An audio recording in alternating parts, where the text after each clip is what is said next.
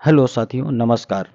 साथियों, जैसा कि कहा जाता है, यदि आप किसी के प्रति कोई भलाई कर रहे हैं, कोई अच्छा काम कर रहे हैं, तो वो व्यक्ति भले आपके प्रति कुछ अच्छा करे न करे, लेकिन ईश्वर आपको ज़रूर देख रहा है, ईश्वर आपके प्रति अच्छा ही करेगा।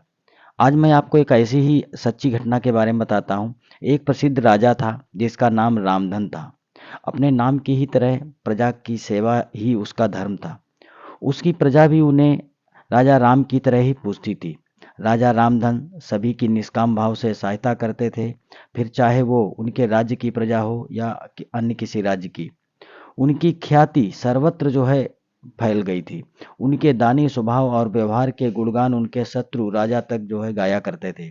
उन राजाओं में से एक राजा था भीम सिंह, जिसे राजा रामधन की इस ख्याति से ईर्ष्या होती थी। वही उस ईर्ष्या के कारण ही उसने राजा रामधन को हराने की एक रणनीति बनाई और कुछ समय बाद रामधन के राज्य पर हमला कर दिया। भीम सिंह ने छल से युद्ध जीत लिया और रामधन को जंगल में जाना पड़ा। इतना होने पर भी रामधन की लोकप्रियता में कोई कमी नहीं थी। हर जगह उनकी ही बातें हुआ करती थीं, जिससे भीम सिंह को चैन न था। उसने राजा रामधन को मृत्युदंड देने का फैसला किया। उसने ऐलान किया कि जो राजा रामधन को पकड़कर उसके सामने लाएगा, वो उसे 100 सोने की मुद्राएं देगा। दूसरी तरफ राजा रामधन जंगलों में भटक रहे थे। तब उन्हें एक राहगीर मिला और उसने कहा, भाई, तुम इसी जगह के लगते हो, क्या मुझे राजा रामधन के राज्य की तरफ का रास्ता बता सकते हो? राजा रामधन ने पूछा, तुम्हें उनसे क्या काम है?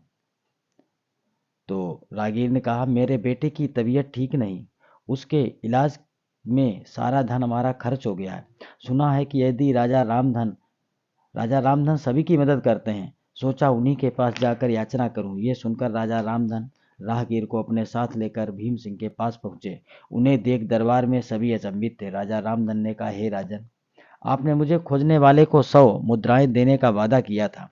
मेरे इस मित्र ने मुझे आपके सामने पेश किया है, अतः वो 100 मुद्राएं आप इसे दे दीजिए। ये सुनकर राजा भीम सिंह को एहसास हुआ कि राजा रामधन वास्तव में कितने महान और दानी हैं, और उसने उसे अपनी गलती का एहसास हुआ। उसने अपनी गलती को स्वीकार किया और साथ ही राजा रामधन का जो उसने राज्य जीत लिया था, वो सारा राज्य उन्हें लौटा दिया और सदा उनके दिखाए रास्ते पर चलने का फैसला किया।